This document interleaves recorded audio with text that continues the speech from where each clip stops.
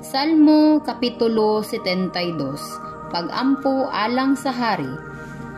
O Diyos, tudloi ang hari sa paghukom pinaagi sa imong hustisya. Hatagi siya sa imong pagkamakiangayon. Aron maghari siya sa imong katawan pinaagi sa kaangayan. Ug manduan niya ang mga kabos pinaagi sa hustisya. Makapahimulos unta sa kaayuhan ug makasinatig katarong ang yuta. Maghukom unta ang hari sa mga kabos uban sa kaangayan.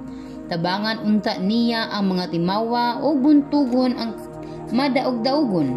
Magtahod unta kanimo ang imong katawhan samtang nagdanag pa ang adlaw ug ang bulan naghatag pagkahayag sa tanang panahon. Mahisama unta ang hari sa ulan alang sa kaumahan ug sa mga taligsik nga naghumod sa yuta. Mulambo unta ang pagkamatarong sa tibuok niyang kinabuhi ug mulungtad ang kaayuhan samtang nagdanag pa ang bulan.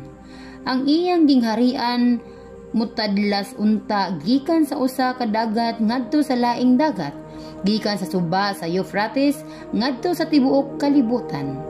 Ang mga tao sa kamingawan muyukbo unta sa iyang atubangan ug ang iyang mga kaaway malukapa sa yuta. Ang mga hari sa Tarsis ug sa kapuluan maghalad unta kaniyag mga gasa, ug ang mga hari sa Sheba ug sa Seba magdala unta og mga halad. Ang tanang hari muyukbo unta kaniya, ang tanang kanasuran mag-alagad kaniya. Nagluwas siya sa mga kabos, sa mga timawa o sa mga sinalikway nga nagsangpit kaniya. Maluoy siya sa huyang ug kabos ug luwason niya ang nagkinahanglan.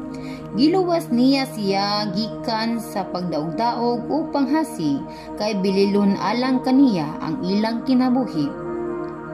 Mabuhi ang hari, mathatagan unta siya bulawan gikan sa Sheba. Magampo unta ang katawhan alang kaniya sa tanang panahon ug kanunay unta maguban kaniya ang mga panalangin sa Dios. Mudagan unta ang trigo sa yuta, mapuno unta sa bunga ang kabungturan ug magbungahon sama sa Lebanon. Mapuno unta sa katawan ang mga syudad sama sa balili nga nagtubo sa kapatagan. Dili unta gayud kalimtaan ang ngalan sa hari ug mulungtad unta ang iyang kabantog sama sa adlaw.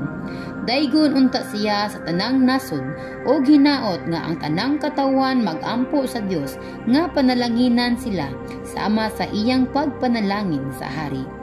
Dayga ang Ginoo, ang Dios sa Israel, siya lamang ang nagbuhat niining katingalahang mga butang. Dayga ang iyang mahimaya o ngalan hangtod sa kahangturan, ug mapuno unta ang yuta sa iyang himaya. Amen, Amen. Mao kini ang katapusan sa mga pagampo ni David nga anak ni Jesse.